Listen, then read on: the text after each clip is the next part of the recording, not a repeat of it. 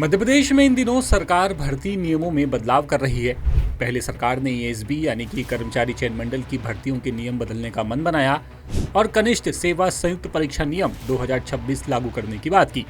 इसके लिए सरकार ने आम जनता से राय भी मांगी। इसके बाद एमपीपीएससी की भर्तियों में भी नियम बदलने की तैयारी है, लेकिन अब यहाँ कहानी में नया मोड़ आ गया है। मध्य प्रदेश सरकार की तरफ से लागू होने वाले कनिष्ठ सेवा संयुक्त परीक्षा नियम 2026 लागू होने से पहले ही विवादों में आ गए हैं।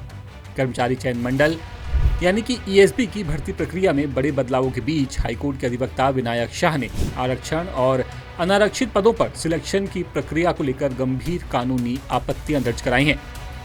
अब भर्ती नियमों को लेकर नई बहस छिड़ गई है। सामान्य प्रशासन विभाग की तरफ से जारी इस ड्राफ्ट में राज्य की ज्यादातर कनिष्ठ और तृतीय चतुर्थ श्रेणी की भर्तियों को एक नए ढांचे में लाने का प्रस्ताव है। सरकार इसे भर्ती प्रक्रिया में पारदर्शिता और एकरूपता लाने की दिशा में बड़ा कदम बता रही है, लेकिन आरक्षण और मेरिट से जुड़े हुए प्रावधानों ने नए विवाद को जन्म दे दिया है। मध्य प्रदेश हाईकोर्ट के अधिवक्ता विनायक शाह ने 3 जून 2026 को सामान्य प्रशासन विभाग को भेजी गई अपनी आपत्ति में नियम 11(1) को लेकर गंभीर सवाल खड़े किए हैं।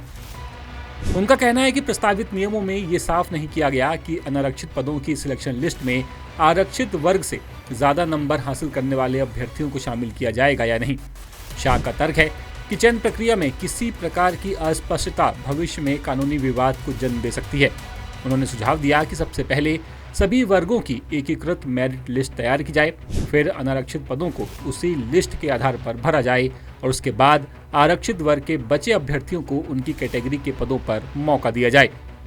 प्रस्तावित नियमों के मुताबिक 1 अक्टूबर 2026 से राज्य की ज्यादातर सरकारी भर्तियां कर्मचारी चयन मंडल के जरिए होंगी।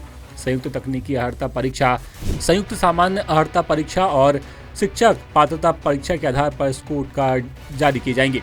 तकनीकी और सामान्य अर्हता परीक्षाओं के स्कोर कार्ड 2 साल बाद की 31 दिसंबर तक वैध रहेंगे, यानी कि 2 साल तक स्कोर कार्ड आपका वैलिड होगा।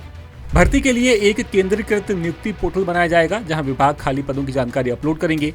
वहीं नकल, फर्जी दस्तावेज, प्रतिरूपण या फिर परीक्षा में अनुचित साधनों के इस्तेमाल पर उम्मीदवारी निरस्त करने के साथ आपराधिक कार्रवाई का भी प्रावधान रखा गया है। अब 5 जून तक मिले सुझावों के बाद सरकार अंतिम नियम अधिसूचित करेगी, जिस पर लाखों अभ्यर्थियों और अलग अलग वर्गों की निगाहें टिकी हुई हैं। जबलपुर से विशेष संवाददाता नील तिवारी की रिपोर्ट। लेटेस्ट,